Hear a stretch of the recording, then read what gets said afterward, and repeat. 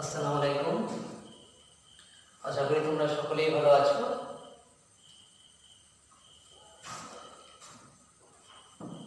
আজকে আমি তোমাদের উচ্চ মাধ্যমিকের বাংলা সিলেবাসের উপর কিছু আলোচনা করব।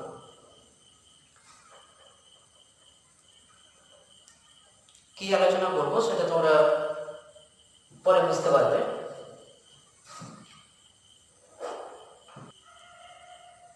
দেখো, আজকে আমি তোমাদের বাংলা পড়াবো।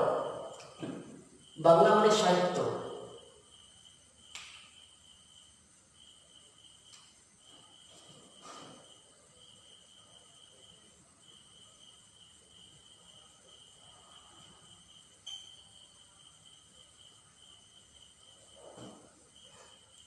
তো ছাত্র বন্ধুদের কাছে আমার প্রথম প্রশ্ন, সাহিত্য কাকে বলে? অর্থাৎ লিটারেচার বলতে আমরা কি বুঝি? লিটারেচার কাকে বলে? আমরা ইতিহাস জানি কাকে বলে, ভূগোল জানি কাকে বলে, বিজ্ঞান জানি কাকে বলে, কিন্তু আমাদের জানতে হবে সাহিত্য যেহেতু পড়ছি সেহেতু জানতে হবে সাহিত্য কাকে বলে।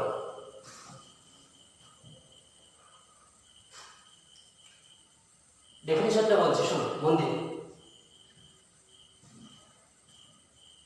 সকল যুগে মানব মনকে রসায়িত করবার মতো কথা শিল্পীর সৃষ্টিকে বলা হয় সাহিত্য।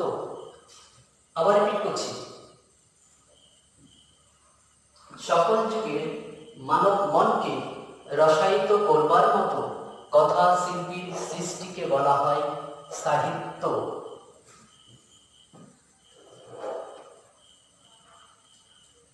ডেফিনিশনের মধ্যে আমরা পেলাম সকল যুগে মানব মনকে। সকল যুগ বলতে গেলে কি বোঝায়?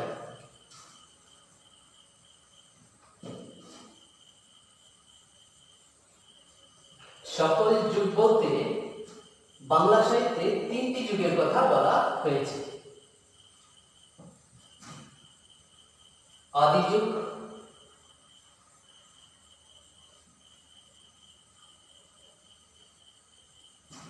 মধ্যযুগ,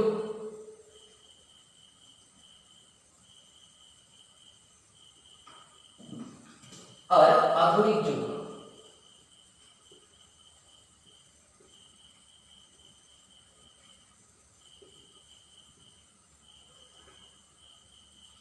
এগুলো তোমরা ক্লাস 11-এ পড়েছো। হয়তো ভাবছো যে এগুলো আবার কেন ঘুরে ফিরে আসছে। আমার পড়ানোর মধ্যে এগুলো সম্পর্ক আছে, পরে বুঝতে পারবে। তো সাহিত্যের সংজ্ঞা বলতে গিয়ে আমরা তিনটি যুগের কথা পেলাম। ডেফিনেশন হলো সকল যুগের মানব মনকে রসায়িত করবার মতো কথা শিল্পীর সৃষ্টিকে বলা হয় সাহিত্য। সকল যুগ মানে হচ্ছে তিনটে যুগ, আদি, মধ্য, আধুনিক। বাংলা সাহিত্যে তিনটি যুগ আছে। তিনটি যুগে কবি বা সাহিত্যিকরা ছিলেন। এই তিনটি যুগেই তাদের সাহিত্যিক নিদর্শনও ছিল। অর্থাৎ সকল যুগের মানব মনকে রসায়িত করবার মতো কথা শিল্পীর সৃষ্টিকে বলে সাহিত্য। সাহিত্যই কেবলমাত্র পারে মানব হৃদয়ে রসদান করতে। সেই রস করুণ রসও হতে পারে, সেই রস হাস্য রসও হতে পারে। আজকে আমরা যে টপিক পড়বো তার মধ্যে আমরা কি রস পাবো, যখন বিষয়বস্তুর মধ্যে প্রবেশ করবো তখন আমরা বুঝতে পারবো। যাই হোক, আমরা তিনটি যুগের কথা বললাম, তার সঙ্গে তিনটি যুগের সময়সীমা উল্লেখ করছি আমি। দেখো, আদি যুগের সময়সীমা 1000 থেকে 1200। মধ্যযুগের সময়সীমা 1350 থেকে 1800। আধুনিক যুগের সময়সীমা 1801 থেকে বর্তমান কাল পর্যন্ত।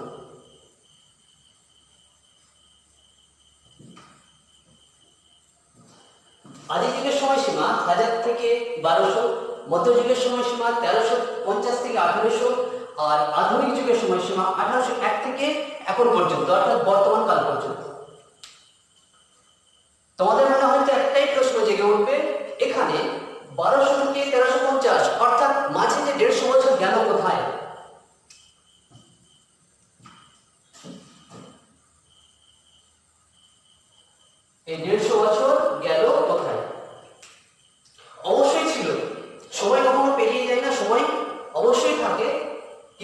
বাংলা সাহিত্যে 150 বছরকে ধরা হয় না? তার কারণ বলি। এই 150 বছর বাংলা সাহিত্যে উল্লেখ করা হয়নি, তার কারণ এই সময়টাকে বলা হয় অন্ধকারময় যুগ বা বন্ধা যুগ। এই সময়ে বাংলার রাজধানী ছিল গৌড়। তখন বাংলা সিংহাসনে রাজত্ব করছিলেন সেন বংশ, রাজা লক্ষণ সেন। তার আমলে বাংলার প্রজারা খুব সুখে শান্তিতেই ছিলেন। হঠাৎ করে 1203 সালে তুর্কি সেনা ইখতিয়ারউদ্দিন বিন বখতিয়ার খলজি বাংলা আক্রমণ করে ফেলে। সেন বংশের রাজা লক্ষণ সেনকে যুদ্ধে পরাজিত করেন এবং বাংলার সিংহাসন তারা দখল করে বসেন। তুর্কি শাসন চলতে শুরু করে বাংলায়। তাদের শাসন ছিল অমানবিক। সেই অমানবিক অত্যাচারের ফলে বাংলার মানুষ অসহ্য হয়ে পড়ল। ঘরের মানুষ আর ঘরে থাকতে পারলো না। তারা এমন অত্যাচার শুরু করলো, তারা ঘর বাড়ি গ্রাম ছেড়ে অন্যত্র চলে গেল। সেই তুর্কির আমলে তুর্কি সেনারা বাংলায় বহু মঠ, মন্দির ও বহু শিক্ষা প্রতিষ্ঠান ধ্বংস করে ফেলল, ভেঙে চুরমার করে দিল। তাহলে ভাবো তোমরা, তৎকালীন সেই সমাজ ব্যবস্থা বা সেই সময়টা, এই 150 বছর কিরকম চলেছিল? সেই সময় কি কোনো কবি সাহিত্যিক জন্মগ্রহণ করতে পারে? যদিও বা তর্কের খাতিরে মেনে নিলাম কোনো কবি বা সাহিত্যিক জন্মগ্রহণ করেছিল, কিন্তু এইরকম পরিবেশে কি তারা বিকশিত হতে পারবে? কখনোই পারবে না। 20 থেকে ফুল হয়তো ফুটেছিল, কিন্তু সূর্যের প্রখর রোদে ঝলসে গেছে। মানে হয়তো তোমরা বুঝতে পারবে। তাই এই 150 বছরে কোনো কবি বা সাহিত্যিক জন্মগ্রহণ করতে পারেননি, বা জন্মে থাকলেও তাদের কবি প্রতিভার কোনো বিকাশ ঘটেনি। তাই কোনো সাহিত্যিক নিদর্শন আমরা পাই না। তাই এই 150 বছরকে বাংলা সাহিত্যে অন্ধকারময় যুগ বলা হয়। যাই হোক, আমরা সাহিত্যের ইতিহাস যখন আমরা পড়বো তখন এই নিয়ে বিস্তারিত আলোচনা করবো। আমার আজকের বিষয় কিন্তু এগুলো নয়। আদিযুগ সম্পর্কে বিশেষ কিছু আলোচনা নয়, মধ্যযুগ নয়, আধুনিক যুগ সম্পর্কে হালকা একটু বলবো।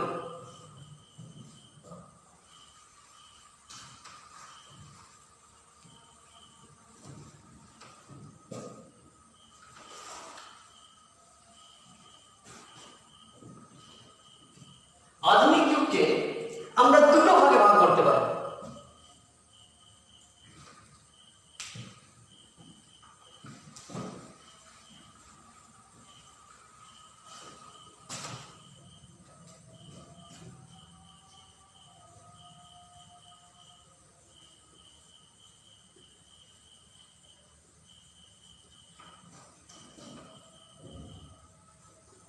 আধুনিক যুগকে আমরা দুটি ভাগে ভাগ করছি।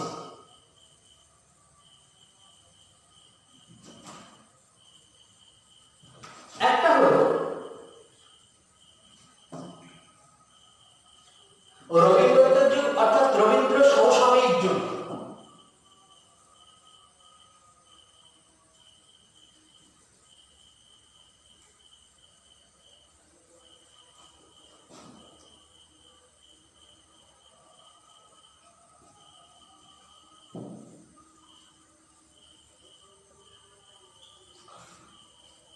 রবীন্দ্র সমসাময়িক যুগ আর রবীন্দ্র পরবর্তী যুগ।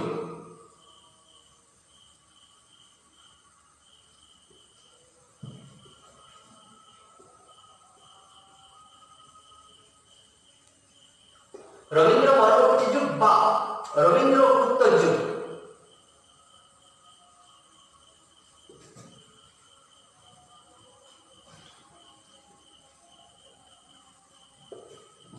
তাহলে আধুনিক যুগকে আমরা দুটি ভাগে ভাগ করলাম। এক হচ্ছে রবীন্দ্র সমসাময়িক যুগ আর রবীন্দ্র পরবর্তী যুগ বা রবীন্দ্র উত্তর যুগ।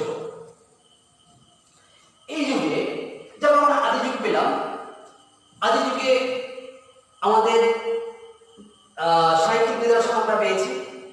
সাহিত্যিক নিদর্শন যেমন চর্যাপদ পেয়েছি আমরা। বাংলা সাহিত্যের আদি নিদর্শন আমরা আদি যুগে পাই চর্যাপদ। সেই যুগে বেশ কিছু কবি পেয়েছি আমরা। বৌদ্ধ কবি ছিলেন তারা, তাদের নাম তোমরা জানো।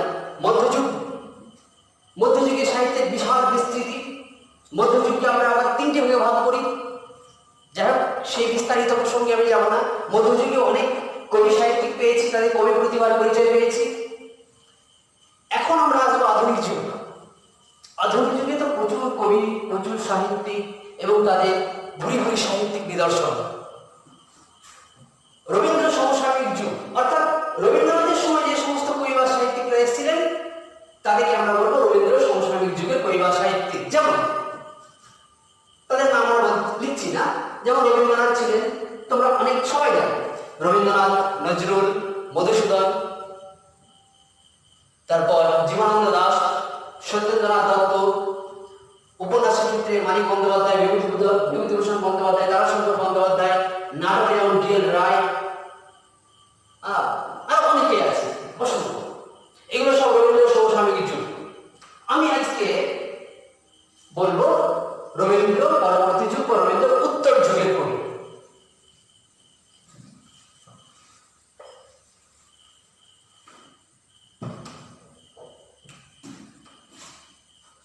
রবীন্দ্র উত্তর যুগ বা রবীন্দ্র পরবর্তী যুগের কবি কয়েকজনের নাম লিখব।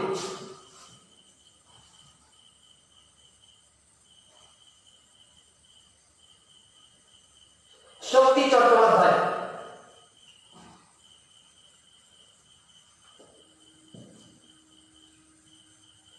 তারপর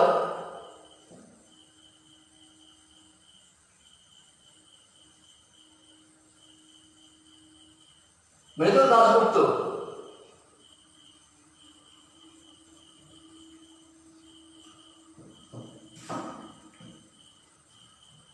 জয় গোস্বামী,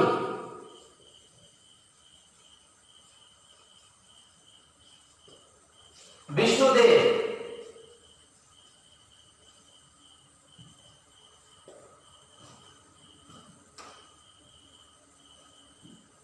শক্তি চট্টোপাধ্যায় লিখলাম, মৃদুল দাশগুপ্ত লিখলাম, জয় গোস্বামী লিখলাম, বিষ্ণুদেব লিখলাম, আরো অনেকেই আছে, অত লেখার দরকার নাই। এবার লিখছি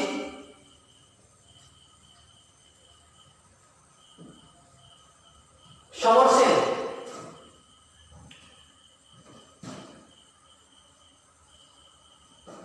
রবীন্দ্র পরবর্তী বা রবীন্দ্র উত্তর যুগে যদি কতগুলো কবির নাম বলতে বলে তাহলে আমরা পাচ্ছি শক্তি চট্টোপাধ্যায়, মৃদুল দাশগুপ্ত, জয় গোস্বামী, বিষ্ণুদেব, সমর সেন, আরো অনেকেই আছে।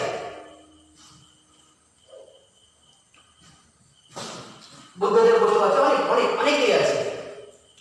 এবার দেখো আমি কি করছি।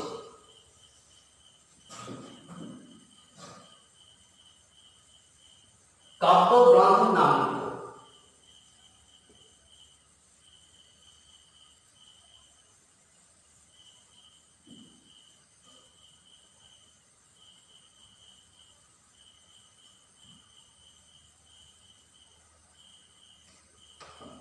কতগুলি কাব্যগ্রন্থের আমি নাম লিখছি।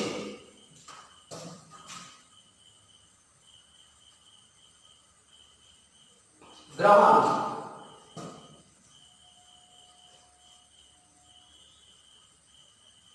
নানা কথা,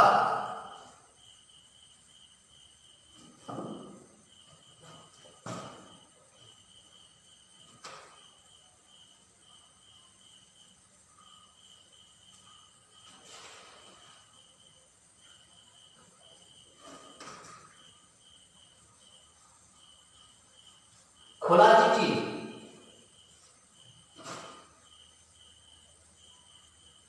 তিন পুরুষ,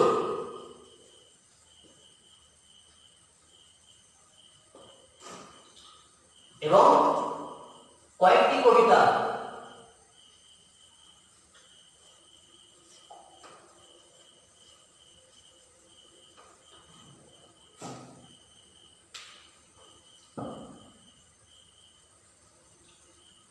আবার রিপিট করছি, দেখো আমরা এলাম আধুনিক যুগে। আধুনিক যুগকে আমরা দুটি ভাগে ভাগ করলাম, এক হচ্ছে রবীন্দ্র সমসাময়িক যুগ আর রবীন্দ্র পরবর্তী যুগ বা উত্তর যুগ। আমরা ধরে নিলাম, বেছে নিলাম রবীন্দ্র পরবর্তী যুগ বা রবীন্দ্র উত্তর যুগ। রবীন্দ্র উত্তর যুগে বেশ কিছু কবির নাম আমি বললাম, তার মধ্যে আমি পেলাম কি? তার মধ্যে বেশ কিছু কবির নাম পেলাম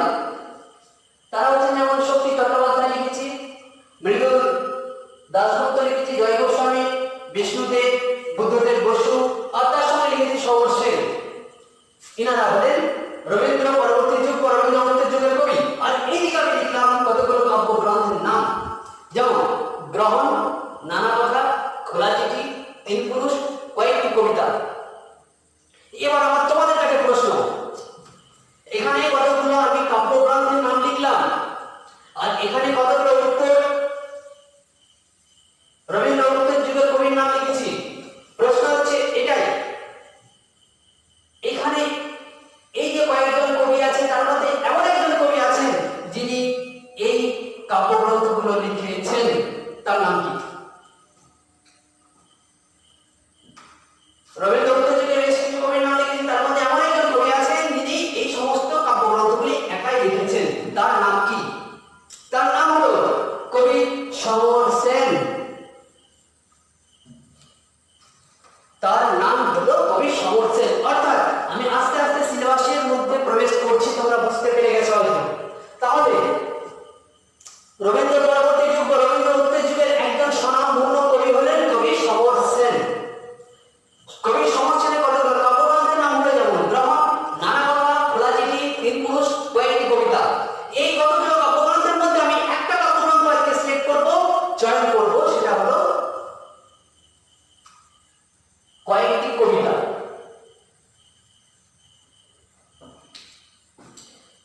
তাহলে সমর সেনের একটি বিখ্যাত অসাধারণ কাব্যগ্রন্থের নাম হলো কয়েকটি কবিতা। তিনি একাধিক কাব্যগ্রন্থ লিখেছেন, গ্রহণ, নানা কথা, খোলা চিঠি, তিন পুরুষ এবং কয়েকটি কবিতা। এইগুলোর মধ্যে আমি সিলেক্ট করলাম কয়েকটি কবিতা। অর্থাৎ কয়েকটি কবিতা কাব্যগ্রন্থের লেখক হচ্ছেন কবি সমর সেন, উত্তর আধুনিক যুগের কবি।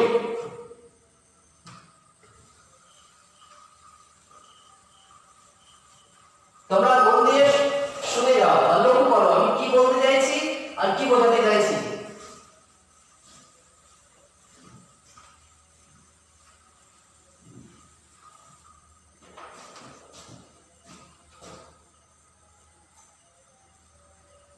আমরা বেছে নিলাম সমর সেনকে।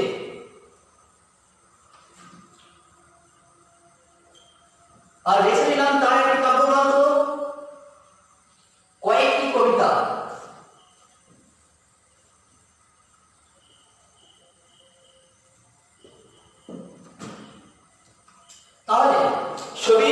তাহলে কবি সমর সেনের রচিত একটি কাব্যগ্রন্থের নাম হলো কয়েকটি কবিতা।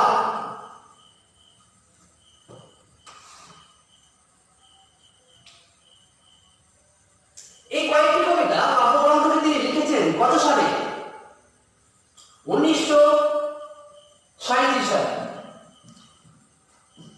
এই কয়েকটি কাব্যগ্রন্থ, এই কবিতাটি তিনি লিখেছেন 1937 সালে। এই কাব্যগ্রন্থে আছে মোট 25টি কবিতা। এই কাব্যগ্রন্থে আছে মোট 25টি কবিতা। তার মধ্যে 19 সংখ্যক কবিতা হলো মহুয়ার দেশ। এটাই হলো আজকে আমাদের পাঠ্যাংশ বিষয় বা আলোচ্য কবিতা। আবার কি করছি, উত্তর আধুনিক যুগের একজন স্বনামধন্য কবি হলেন কবি সমর সেন। তার একটি উল্লেখযোগ্য কাব্যগ্রন্থ হলো কয়েকটি কবিতা। তিনি লিখেছেন 1937 সালে। সেই কাব্যগ্রন্থে আছে মোট 25টি কবিতা। তার মধ্যে 19 সংখ্যক কবিতা হলো আমাদের আলোচ্য কবিতা মহুয়ার দেশ। এই কবিতাটি তিনি লিখেছেন বা এই কাব্যটি যখন লিখেছেন কবির বয়স ছিল 21 বছর। তাহলে আমরা এতক্ষণ বুঝতে পারলাম আজকে আমরা যা পড়বো তা হলো একটি কবিতা, সেটা হলো মহুয়ার দেশ, লিখেছেন কবি সমর সেন। কাব্যগ্রন্থ উৎস কি? উৎস হলো কয়েকটি কবিতার কাব্যগ্রন্থ, রচিত হয়েছে 1937 সালে। তাতে আছে মোট 25টি কবিতা। তার মধ্যে 19 সংখ্যক কবিতা হলো আমাদের মহুয়ার দেশ।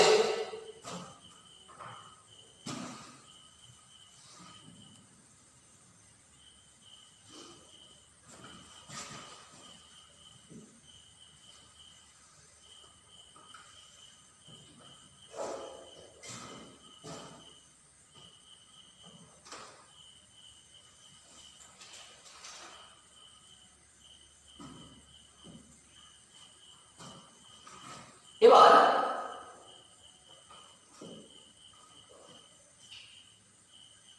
আমি বিষয়বস্তুর মধ্যে ঢুকছি। একটা জিনিস লক্ষ্য রাখবে, কোনো কিছু টপিক বা বিষয় যা আমরা পড়বো প্রধানত যদি আমরা বেশ করে পড়ি তাহলে খুব সহজেই সেটা আমরা গ্রহণ করতে পারব। আমি তিনটে স্টেপ বলছি।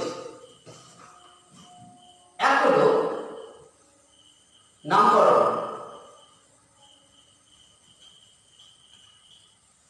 দুই কবি পরিচিতি, কবি বা লেখক পরিচিতি,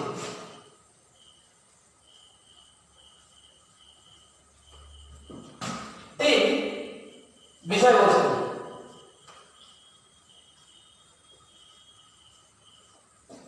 এই তিনটি স্টেপে আমাদের যদি আমরা পড়ি তাহলে আমাদের আজকের আলোচ্য বিষয়টি কমপ্লিট হবে, সম্পূর্ণ হবে।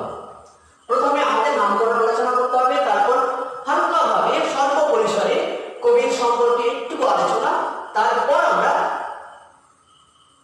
বিশ্লেষণ শুরু করব বিষয়বস্তুর উপরে। তো আমি প্রথমে যেটা বলবো সেকেন্ড স্টেপ অর্থাৎ কবি পরিচিতি, হালকাভাবে বলি। 1916-তে জন্ম, 1987-তে মৃত্যু, জন্মস্থান হচ্ছে কলকাতা।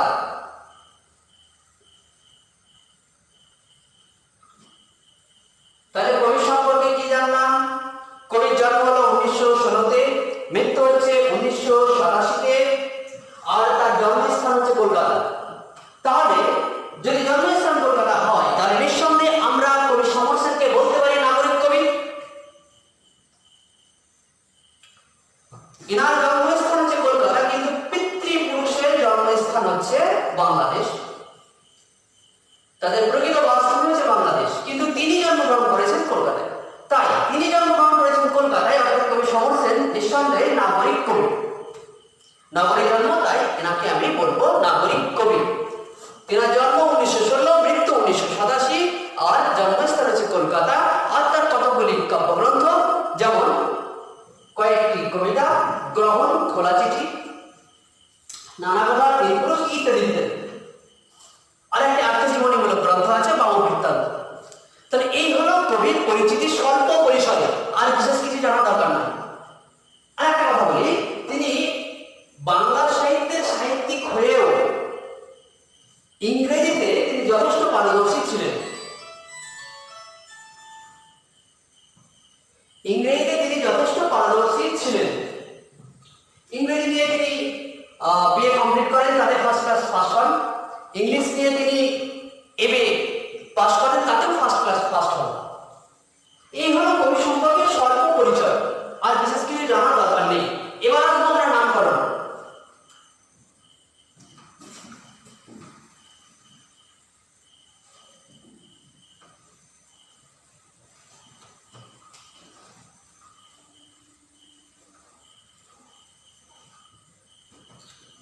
এবার আসবো নামকরণ।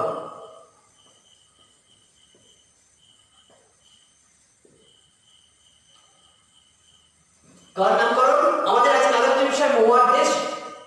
মহুয়ার দেশের কবি তো সমর সেন, তার সম্পর্কে দু চার কথা আমরা শুনলাম বা জানলাম। এবার আমি মহুয়ার দেশ, এই যে নামকরণ হেডিং, আগে নাম জানতে হবে, তবেই নামের মধ্যে অনেক তাৎপর্য আছে। নামকরণ বাংলা সাহিত্যের বা যে কোনো সাহিত্যের ক্ষেত্রে একটি বিশেষ গুরুত্বপূর্ণ অধ্যায়, তাই নামকরণকে ভালোভাবে জানতে হবে।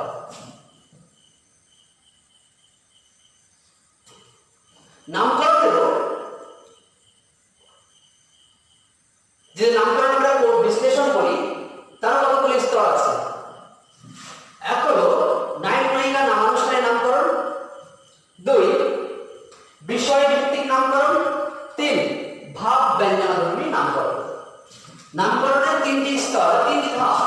এক হচ্ছে নায়ক নায়িকা নামানুসারে নামকরণ,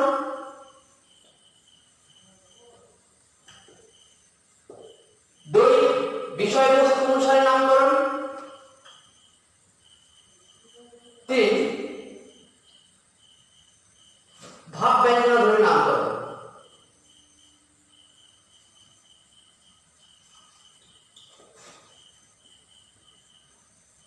এবার আমরা দেখব মহুয়ার দেশ, আমাদের এই কবিতাটি এই তিনটি স্টেপের মধ্যে কি ধরনের নামকরণ।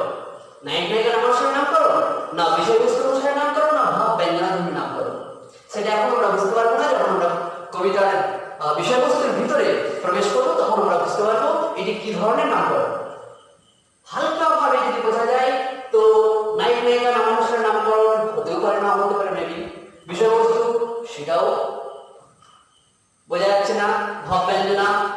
হতে পারে। এখন কিছু বলবো না, বিষয়বস্তুর মধ্যে যখন ঢুকবো তখন তোমরা নিজেরাই বুঝতে পারবে কি ধরনের নামকরণ। দেখো, নামকরণে যখন প্রশ্ন উঠেই গেল তখন নামকরণ সম্পর্কে, নামকরণটা কোথায় বললাম যে সাহিত্যের একটি গুরুত্বপূর্ণ অধ্যায় বা চ্যাপ্টার হলো নামকরণ। কবি বা সাহিত্যিকরা যখন কোনো গদ্য পদ্য নাটক উপন্যাস ছোট গল্পে নামকরণ যখন করেন তখন বিশেষ ভাবনা চিন্তা করে তারা নামকরণ করেন। উইলিয়াম ইংরেজি সাহিত্যের এক স্বনামধন্য মহাকবি যাকে বলবো আমরা, উইলিয়াম শেক্সপিয়ার, তিনি বলছেন কি, নামে কি এসে যায় গোলাপ বা পদ্মকে, যে নামেই ডাকা হোক না কেন সে তার সৌরভ ছড়াবে। তিনার এই মতবাদ সাহিত্য মহলে হয়তো অতটা প্রযোজ্য নয়, লৌকিক মহলে সেটা প্রযোজ্য হতে পারে। তিনি বলছেন নামেই কি এসে যায়, কিন্তু না, সাহিত্যিকদের ক্ষেত্রে নাম বিশেষ গুরুত্বপূর্ণ একটি পাঠ। লৌকিক জগতে নাম সেরকম একটা গুরুত্বপূর্ণ নাম হতে পারে। যেমন কোন একটি অন্ধ মেয়ে, মা তাকে আদর করে নাম রেখে দিল নয়নমণি, মেবি হতেই পারে। আবার কোন একটি দুষ্ট ছেলে, বাবা শখ করে নাম রেখে দিল শুভ, হতেও পারে, আছে তো আমাদের লৌকিক জগতে। তাহলে উইলিয়াম শেক্সপিয়ারের সেই মতবাদ লৌকিক জগতে কার্যকর হতে পারে, কিন্তু সাহিত্য জগতে সেই রকম কার্যকর হতে পারে না। তাহলে আমরা আজকে মহুয়ার দেশ নামকরণের বিশ্লেষণটা করব। তারপর আমরা বুঝতে পারবো এটি নায়িকা নাম অনুসারে নামকরণ, না বিষয়বস্তু অনুসারে নামকরণ, না ভাব বেদনা ধর্মী নামকরণ।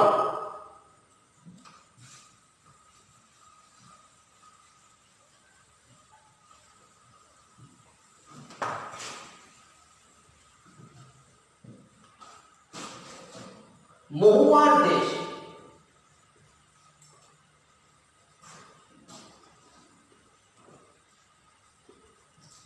দেখো এখানে দুটো শব্দ পেলাম। প্রথম শব্দ হচ্ছে মহুয়ার, আর দ্বিতীয় শব্দ হলো দেশ। মহুয়ার দেশ, প্রথম শব্দকে যদি আমি বিশ্লেষণ করি, তাই বলি, তার আগে একটা কথা মাথায় আমার চলে এলো, আমি বলি। দেখো, মহুয়ার দেশ দেখে তোমরা হয়তো ভাবছিলে কোন একটি স্থানের নাম হয়তো কবি মহুয়ার দেশ বলেছেন, বা কোন একটি স্থান হয়তো আছে তার নাম হচ্ছে মহুয়ার দেশ। তোমরা স্মরণ করে দেখো, ক্লাস 11 আমাদের একটি গদ্যাংশ বা গল্প ছিল যার নাম তেলেনাপোতা আবিষ্কার। সেখানে হয়তো আমি বলেছিলাম যে আমাদের কোন মানচিত্রে, সে পশ্চিমবঙ্গে বলো বা ভারত বলো বা বিশ্ব বলো, কোন মানচিত্রে তেলেনাপোতা বলে কোন স্থানের নাম নেই। ঠিক সেই রকম মহুয়ার দেশ বলে কোন নাম মানচিত্রে কিন্তু পাবে না। কোন মানচিত্রে মহুয়ার দেশ বলে কোন জায়গা নেই। তাহলে এটি কি? এটি হলো কবির মানস ভ্রমণ। কবির কল্পনাজাত কোন এক স্থান, কবির কল্পনাজাত কোন এক স্বপ্নপুরী, তার নাম দিয়েছেন মহুয়ার দেশ। ইংরেজিতে দুটো শব্দ আছে, এক হলো ডিসকভার, দুই হলো ইনভেনশন। দুটোই মানে আবিষ্কার। ডিসকভার মানে হচ্ছে বাস্তবে যে জিনিস আছে বা যে বস্তু আছে, যে স্থান আছে বাস্তবে, তাকে এখনো খুঁজে পাওয়া যায়নি, কিন্তু খোঁজার প্রচেষ্টা, দ্যাট মিন্স ডিসকভার। আর ইনভেনশন মানে আবিষ্কার। ইনভেনশন মানে হচ্ছে যে বস্তু বা যে স্থান বাস্তবে নেই, তাকে কোনোদিন খুঁজে পাওয়া যাবে না, কিন্তু তাকে কল্পলোকে খোঁজার প্রয়াস, তাকে বলে ইনভেনশন। তেলেনাপোতা যেমন ইনভেনশন হলো গল্প, ঠিক সেই রকম মহুয়ার দেশও হলো একটি ইনভেনশন হলো পোয়েম। এটা সম্পূর্ণ কবির মানস ভ্রমণ। যাই হোক, কিরকম মানস ভ্রমণ আমি বলছি। মহুয়া প্রথম শব্দ মহুয়া, দ্বিতীয় শব্দ দেশ। মহুয়ার রক যদি বাদ দিই তাহলে আসছে মহুয়া। এটি হলো একটি ফুলের নাম, যার গাছের নাম হলো মৌল গাছ। ম হর্ষ ল, মৌল গাছ। মৌল গাছের ফুলকে বলা হয় মহুয়া। এই মৌল গাছের ফুল থেকে মাদক জাতীয় দ্রব্য তৈরি হয়।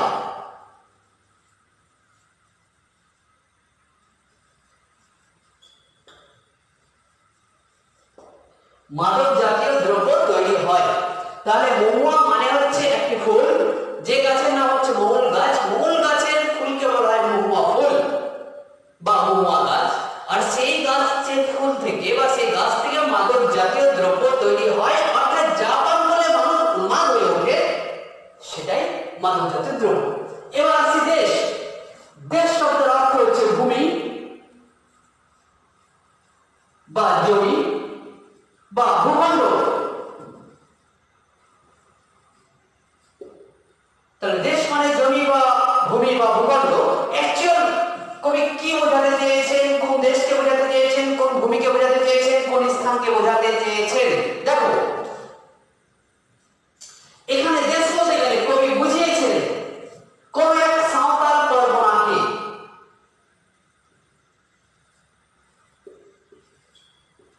সাঁওতাল পরগনাকে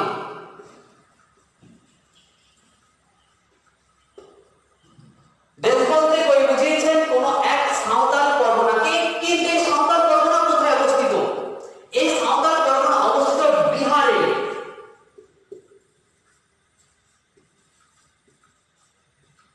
বিহারের কোন এক সাঁওতাল পরগনাকে কবি মহুয়ার দেশ বলে চিহ্নিত করেছেন।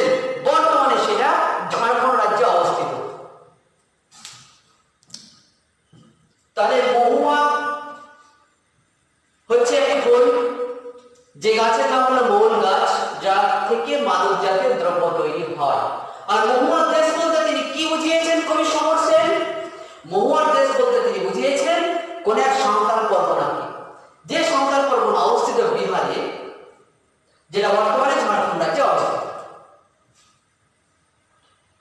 এই হলো কবির স্বপ্নজাত কোন এক অপ্সরা, যে অপ্সরার নাম দিয়েছেন মহুয়ার দেশ।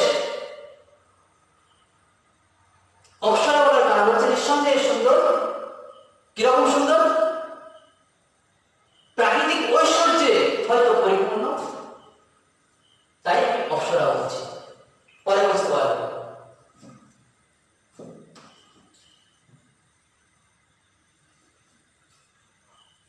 তাহলে এবার বলি, কবিতার নাম তো জানলাম মহুয়ার দেশ।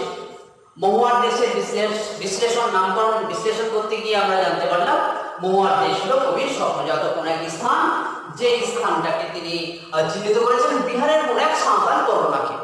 তাহলে সেখানে আমরা হালকাভাবে হয়তো বুঝতে পারছি কবিতা না পড়েও, যে হয়তো সেই সাঁওতাল পরগনা প্রাকৃতিক সৌন্দর্যে কবি বিভোর হয়ে মগ্ন হয়ে সেই স্থানের নাম দিয়েছেন মহুয়ার দেশ। অর্থাৎ সেই সাঁওতাল পরগনায় অসংখ্য মহুয়া ফুল, মহুয়া গাছ আর প্রাকৃতিক সৌন্দর্য সুধা আছে।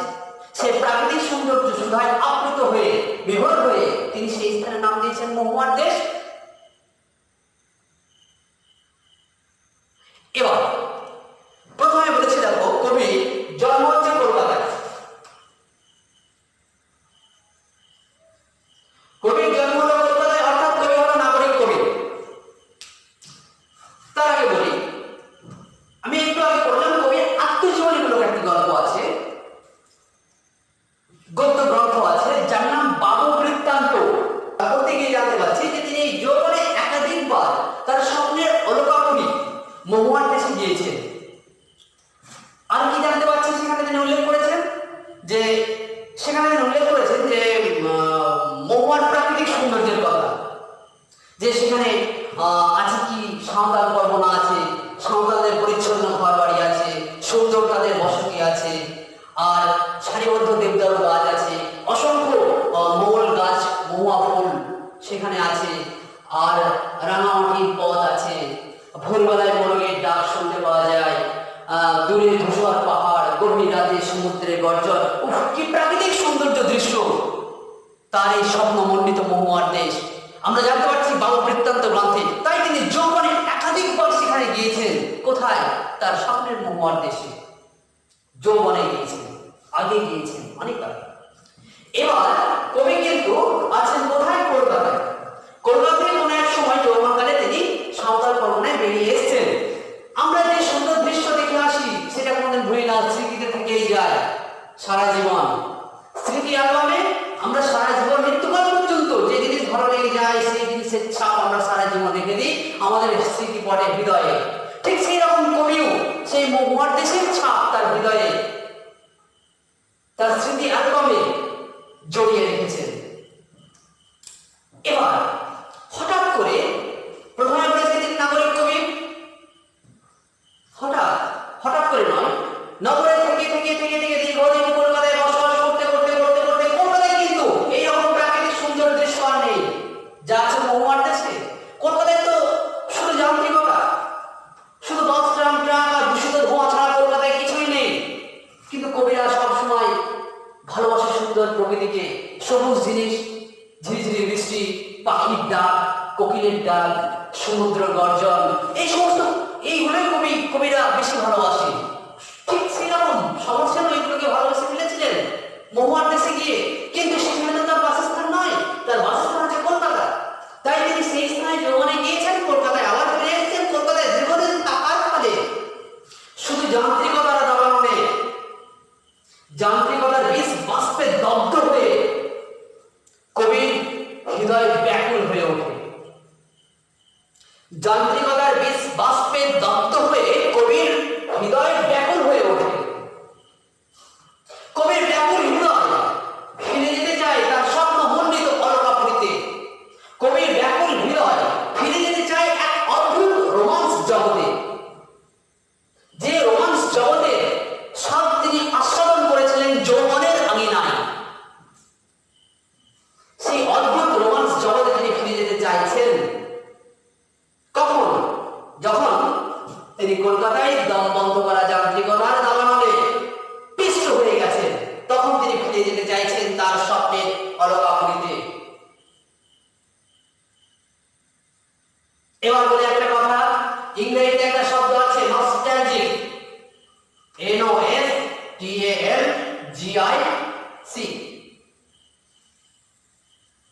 নস্টালজিক মানে স্বদেশে ফেরার আকুতি। অর্থাৎ মহুয়ার দেশ কবিতায় কবির স্বদেশে ফেরার আকুতির করুণ আকুতি বা আর্জি প্রকাশিত হয়েছে। তাই এটি হলো এক ধরনের নস্টালজিক জাতীয় পোয়েম বা নস্টালজিক কবিতা। অবশ্যই মনে রাখবেন, মহুয়ার দেশ হলো এক নস্টালজিক পোয়েম, অর্থাৎ কবির স্বদেশে ফেরার আকুতি। এবার তোমাদের আমার প্রশ্ন জানতে, কবি কি মহুয়ার দেশে ফিরেছিলেন? যৌবনে তো গিয়েছেন, এই সুন্দর দৃশ্য দেখে এসেছেন, আবার কলকাতায় ফিরে এসেছেন। কলকাতায় ফিরে এসে দম বন্ধ করা পরিবেশে তিনি দগ্ধ হয়ে উঠেছেন, তার হৃদয় ব্যাকুল হয়ে গেছে। তিনি আবার ছুটে যেতে চাইছেন এক অদ্ভুত রোমান্স জগতের স্বপ্নে অপ্সরা মহুয়ার দেশে। তিনি কি আসতে পেরেছিলেন? সেটা পরে বলছি। এই যে একটা স্বদেশে ফেরার প্রবল বাসনা, স্বদেশে ফেরার প্রবল টান, একে ইংরেজি বলা হয় নস্টালজিক পোয়েম, অর্থাৎ স্বদেশে ফেরার আকুতি। অবশ্যই মনে রাখবেন।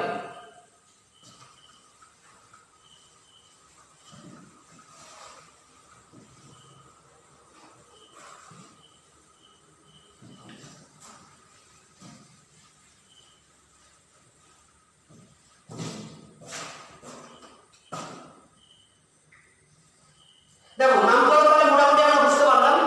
নামকরণ বললাম, কবিতার নাম কোথায় বললাম যে মহুয়ার দেশ, কবি হলেন সমর সেন। কাব্যের নাম কয়েকটি কবিতা, লেখা হয়েছে 1937-এ। এই কাব্যে 25টি কবিতা আছে, তার মধ্যে 19 সংখ্যক কবিতা হলো আমাদের আলোচ্য পাঠ্য বিষয় মহুয়ার দেশ। কবি 21 বছর বয়সে লিখেছেন। মহুয়ার দেশ বলতে গেলে বোঝায় এখানে কোন এক সাঁওতাল পরগনাকে। কোন সাঁওতাল পরগনা? বিহার রাজ্যে অবস্থিত, যেটা ঝাড়খণ্ডে বর্তমান। তাহলে বিহার রাজ্যের সাঁওতাল পরগনাকে তিনি মহুয়ার দেশ বলেছেন। তিনি যৌবনে বা অবৃত্তান্ত গ্রন্থে আমরা পাচ্ছি, যৌবনে তিনি একাধিকবার সাঁওতাল পরগনায় গিয়েছিলেন। সাঁওতাল পরগনায় সেই সুন্দর যৌবন্বিত পরিবেশে তিনি তার মনকে বিভোর করে তুলেছিলেন। তিনি ফিরে এসেছেন আবার তার আপন শহর কলকাতায়। তিনি নাগরিক কবি। কলকাতার যান্ত্রিকতায় তার হৃদয় ব্যাকুল হয়ে উঠেছে, আবার ফিরে যেতে চাইছে মহুয়ার দেশে। এই ধরনের স্বদেশে ফেরার আকুতি জাতীয় কবিতাকে আমরা বলবো নস্টালজিক পোয়েম। এই হলো আমাদের নামকরণ। মোটামুটি ভাবে আমরা বুঝতে পারলাম। তাহলে আমরা কি বুঝতে পারছি? এই মহুয়ার দেশ কবিতায় কি আছে? মহুয়ার দেশ কবিতায় আছে কবির মহুয়ার দেশের সৌন্দর্য মণ্ডিত অপরূপ বর্ণনা।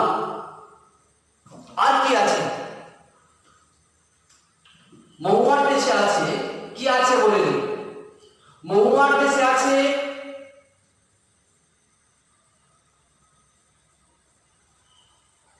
মহুয়ার প্রাকৃতিক বর্ণনা,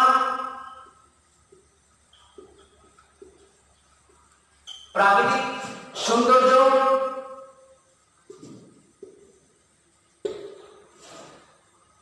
আর আছে কি এই কবিতায় আছে মহুয়ার প্রাকৃতিক সৌন্দর্য বর্ণনা আছে, আর আছে কবির বাস্তবতা।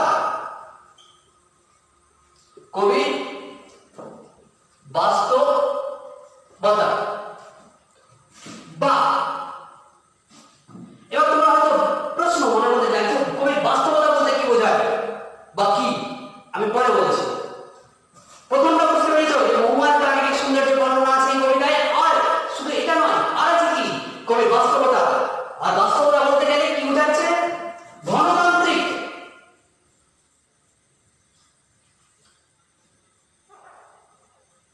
ধনতান্ত্রিক বণিক সভ্যতা, বণিক সভ্যতার বর্বরতা।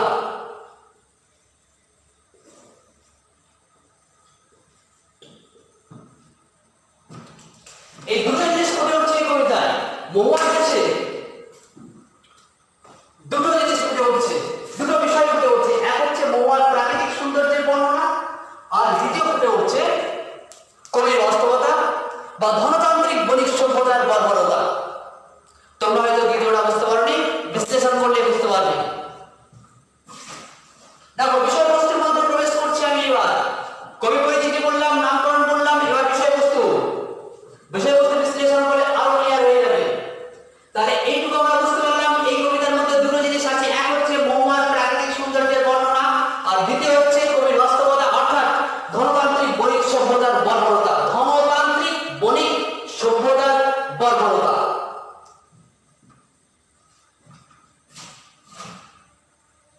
কবিতায়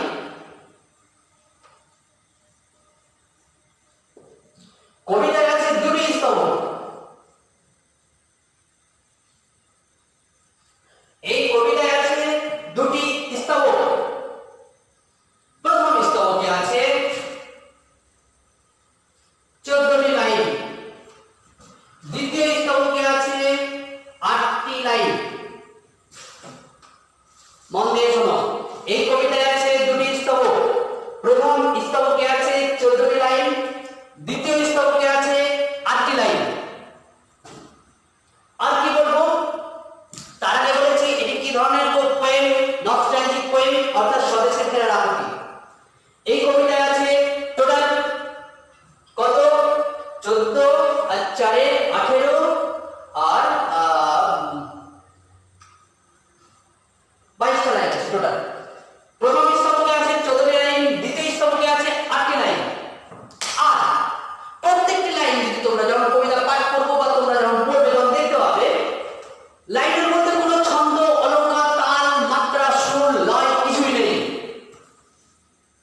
তোমরা আবার ভাববে তাল, মাত্রা, লয়, সুর এ আবার কি জিনিস? যেমন বাঁশবাগানে মাথার উপরে জল উঠেছে কই, মাগো আমার শোলক বালা কাজলা দিদি কই। এর মধ্যে যেমন তাল, মাত্রা, ছন্দ সবই আছে, শুনতে শ্রুতিমধুর লাগছে। কিন্তু এই কবিতা পাঠ করলে তোমরা সেরকম কোনো শ্রুতিমধুর আস্বাদন পাবে না। কোন চরণের সঙ্গে অন্য চরণের কোনো মিল নেই। তাই একে আমরা গদ্য কবিতা বলতে পারি। একে আমরা গদ্য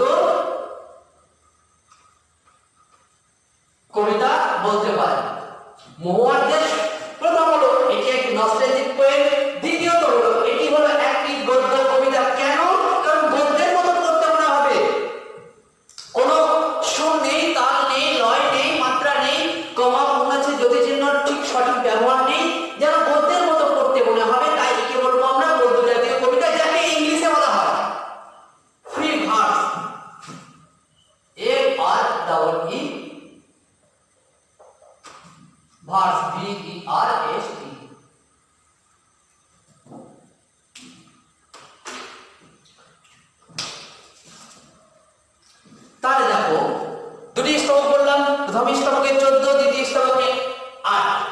তাহলে প্রথম স্তবকে কি আছে আর দ্বিতীয় স্তবকে কি আছে এই তো লিখেই দিয়েছি। প্রথম স্তবকে এটা, দ্বিতীয় স্তবকে এটা। প্রথম স্তবকে আছে,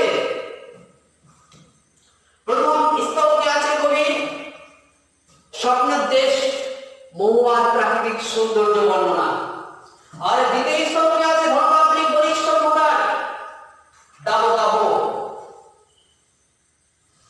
দ্বিতীয় স্তবকে আছে ধর্মতান্ত্রিক বণিক সভ্যতার দাবদাহ। এবার যেটা বলছি মন দিয়ে শোনো।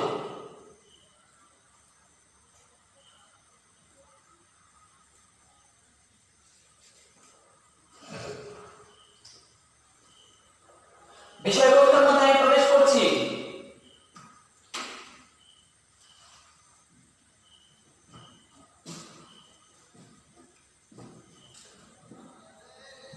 সাম্যবাদী নাগরিক কবি, সাম্যবাদী নাগরিক কবি সমর সেন নাগরিক যান্ত্রিকতার বিষ বাষ্পে দগ্ধ হয়ে তার পাগল হৃদয় আলতো ছোঁয়া পেতে চায় এক অদ্ভুত রোমান্স জগতে। আবার শোনো, নাগরিক কবি সমর সেন নাগরিকতার বিষ বাষ্পে দগ্ধ হয়ে তার পাগল হৃদয় আলতো ছোঁয়া পেতে চায় এক অদ্ভুত রোমান্স জগতে।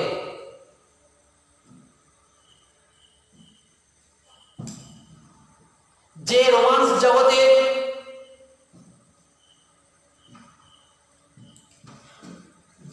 রোমান্স জগতের সুধা তিনি আস্বাদন করেছেন যৌবনের আঙিনায়। আবার রিপিট করছি, নাগরিক কবি সমর সেন নাগরিকতার বিষ বাষ্পে দগ্ধ হয়ে তার ব্যাকুল হৃদয় আলতো ছোঁয়া পেতে চায় এক অদ্ভুত রোমান্স জগতে। যে রোমান্স জগতের আস্বাদন তিনি করেছেন যৌবনের আঙিনায়, সেই রোমান্স জগৎ হলো আর কেউ নয়, কবির স্বপ্নের আলোকাপুরী মহুয়ার দেশ। কিন্তু সেই মহুয়ার দেশে গিয়ে কবির সমস্ত স্বপ্ন ভেঙে চুরমার হয়ে যায়। কিন্তু সেই মহুয়ার দেশে গিয়ে কবির সমস্ত স্বপ্ন ভেঙে চুরমার হয়ে যায়, ঠিক যেন ইংরেজি সাহিত্যের এক বিখ্যাত কবি জন কিনসেন to one who has been long in city pent কবিতার মতো। আবার রিপিট করছি, দেখো, বাংলা সাহিত্যের এক স্বনামধন্য কবি হলেন বা নাগরিক কবি হলেন সমর সেন। তিনি নাগরিকতার বা নাগরিক যান্ত্রিকতার বিষ বাষ্পে দগ্ধ হয়ে তার হৃদয় ব্যাকুল হয়ে ওঠে। সেই ব্যাকুল হৃদয় আলতো ছোঁয়া পেতে চায় এক অদ্ভুত রোমান্স জগতে। যে রোমান্স জগতের স্বাদ তিনি গ্রহণ করেছেন যৌবনের আঙিনায়।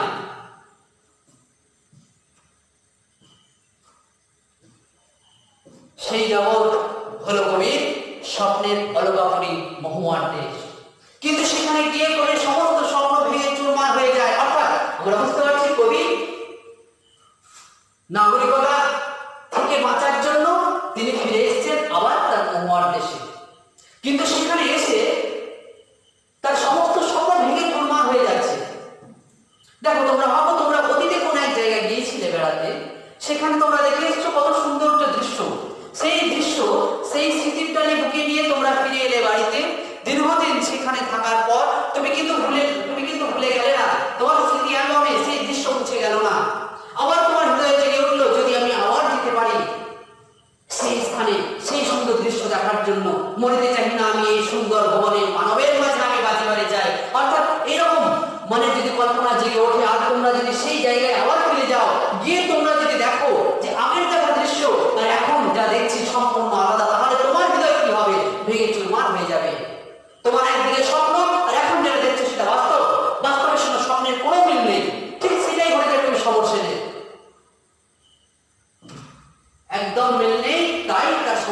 স্বপ্ন ভেঙে চুরমার হয়ে গেছে। কিরকম ভেঙে চুরমার হয়ে গেছে? জন কিটসের, ইংরেজি সাহিত্যের একজন স্বনামধন্য কবি জন কিটস, তার একটি কবিতা ওয়ান হু হ্যাজ বিন লংিং স্টিপেন্ড কবিতার মতো সমস্ত স্বপ্ন ভেঙে চুরমার হয়ে গেছে। এই যে ভূমিকা বললাম তার মধ্যে হয়তো তোমরা অনেকটাই বুঝে গেছো।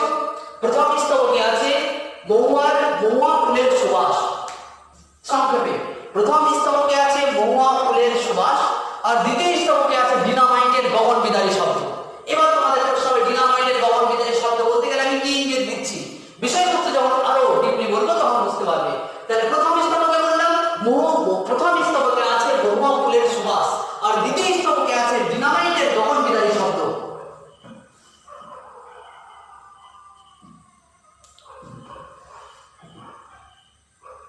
এবার বিষয়বস্তুর মধ্যে প্রবেশ করছি।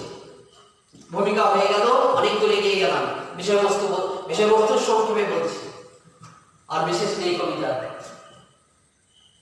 কবি যখন যৌবনে তার স্বপ্নের মহুয়ার দেশে গিয়েছিলেন তখন কি দেখেছিলেন? প্রথম স্তবকে কি আছে? মহুয়ার প্রাকৃতিক সৌন্দর্য। প্রাকৃতিক সৌন্দর্যটা কিরকম শুনে নাও। তিনি বলছেন সেখানে আছে সাঁওতালদের পরিচ্ছন্ন ঘরবাড়ি ও সহজ সরল মানুষের বসতি। তাহলে সাঁওতালরা হয় খুব সহজ সরল এবং সাধারণ, আর তাদের পরিচ্ছন্ন সাঁওতালদের বাড়িগুলো হয় খুব পরিষ্কার পরিচ্ছন্ন, সেটা তিনি বলতে চাইছেন। অর্থাৎ পরিচ্ছন্ন সহজ সরল সাঁওতাল মানুষের বাসস্থান সে মহুয়ার দেশে আছে। আর কি আছে? আর আছে সারিবদ্ধ দেবদারু গাছ, আছে রাঙামাটির পথ। ও কতই না সুন্দর দৃশ্য, গ্রাম ছাড়াও এই রাঙামাটির পথ, গানটা তো তোমরা সবাই শুনেছ। তো সেটাই বলছে যে আছে মহুয়ার দেশে আছে ওই সাঁওতালদের পরিচ্ছন্ন ঘরবাড়ি ও তাদের বসতি, আছে রাঙামাটির পথ, আর সেই পথের দুধারে আছে সারিবদ্ধ দেবদারু গাছ, আছে অসংখ্য মহুয়া ফুল মহুয়া গাছ, আছে দূরে ধূসর পাহাড়, আছে সমুদ্র যেখানে গভীর রাতে সমুদ্রের তীব্র গর্জন শোনা যায়, আর আছে কি ভোরবেলায় মোরগের ডাক শুনতে পাওয়া যায়। আর কি আছে? সন্ধ্যাবেলায় সূর্যাস্ত যখন যায় তখন সূর্যাস্তের এই রক্তিম আভা যেন মনে হয় যখন সমুদ্রের উপর বা জলের উপর পড়ে যেন তখন মনে হয় যেন গলিত সোনাকে ছড়িয়ে দিয়েছে। ওই রকম প্রাকৃতিক সৌন্দর্য মণ্ডিত পরিবেশে কবি তার নাগরিক ক্লান্তি দূরীভূত করতে চান।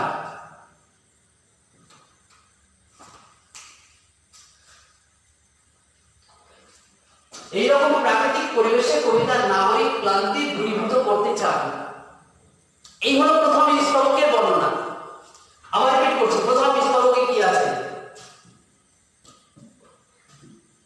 প্রথম স্তবকে আছে মহুয়ার দেশের সহজ সরল সাঁওতাল মানুষের পরিচ্ছন্ন বসতি ও সহজ সরল মানুষ, আছে রাঙামাটির পথ, পথের দুধারে সারিবদ্ধ দেবদারু গাছ, আছে অসংখ্য মহুয়া ফুল মহুল গাছ, আছে দূরে ধূসর পাহাড়, গভীর রাতে সমুদ্রের তীব্র গর্জন,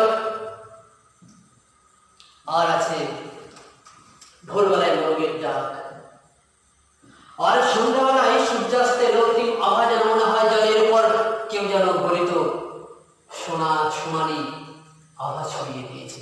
এইরকম প্রাকৃতিক সৌন্দর্য মণ্ডিত পরিবেশে কবিতার নাগরিক ক্লান্তি দূরীভূত করতে চান। সেই জন্য কবির পাগল হৃদয় ছুটে এসেছে তার স্বপ্নের অলকাপুরীতে।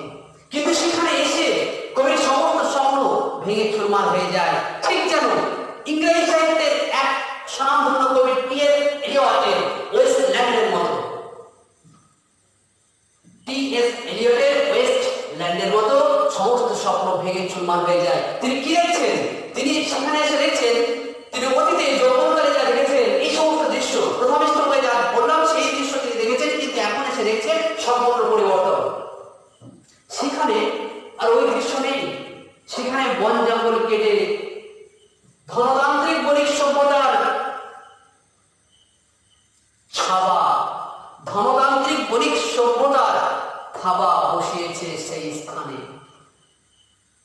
অর্থাৎ তারা বন জঙ্গল কেটে সেখানে কলকারখানা গড়ে তুলেছে, কয়লা খনি গড়ে তুলেছে। সেখানে আর সে আগেকার মতো সহজ সরল মানুষ নেই, সেই পরিচ্ছন্ন বসতিও নেই। সেখানে আর ভোরবেলায় মোরগের ডাকও শুনতে পাওয়া যায় না। এই সমস্ত দৃশ্য দেখে কবির হৃদয় ব্যাকুল হয়ে ওঠে, হৃদয় চুরমার হয়ে যায়। তিনি কি দেখেছিলেন আর কি দেখছেন।